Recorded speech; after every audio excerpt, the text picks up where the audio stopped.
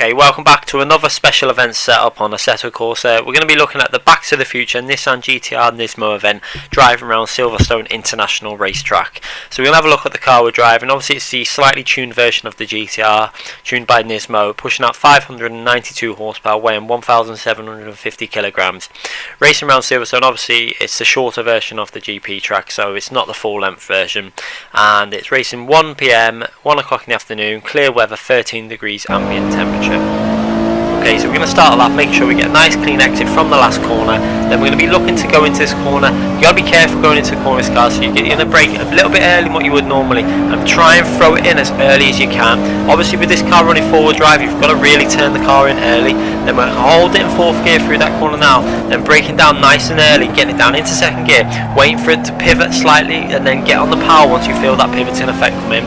Into 3rd gear, then go over the curb there. We run a little bit tight, that we would have preferred to take a better line. Going down into 3rd gear for this corner, staying in 3rd so we can get on the power nice and early, so we don't lose that back end and run wide or anything. So we're going down the straight, flat out now, going into 5th gear, coming into the next braking zone. We're going to brake a little bit early before the white marker on the left now. We're going to brake about there now, going down into 4th gear and then down into 3rd gear as we get closer to the corner. Holding 3rd gear as we go through the apex of the corner, then hard on the power going into 4th gear as we come out the corner. Then into 5th gear briefly before we brake just before the whiteboard on the right there. Going down into 2nd gear and then trying to get a nice tight line. We're running a little bit wide there, but we managed to get on the power there.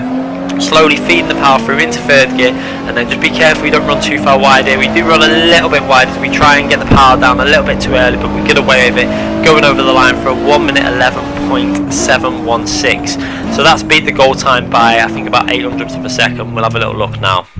Okay, so we'll have a little look at the times. As you can see there, it was a 1 minute 12.5 for the gold, and a 13.5 for the silver, and a 15.5 for the bronze. Having a little look at the setup, so we basically tried to get this car to turn as much as we could because it was suffering from a lot of understeer.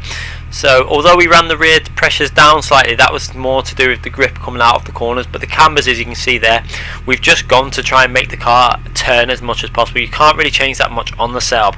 It's just basically making the front toe as much for the turning as possible, with the rear giving us a little bit more grip, so that if it does come loose at the back, we've got the traction there.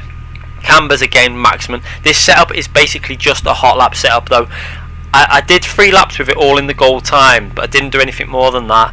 I don't know how it's going to react in like 8-lap race, 10-lap race. It may kill the tyres for the heat, because I'm looking at the setup, it's just basically going to overheat the tyres. So you may want to try it out for the race, but in terms of hot lapping and qualifying, it should serve you well. Even on the longer track, it should easily get 1 or 2 laps in. So anyway guys, I hope this video has helped you out to get the gold medal. I'll be back with more videos very soon. Make sure you check out the TV replay camera, and thanks again for watching guys.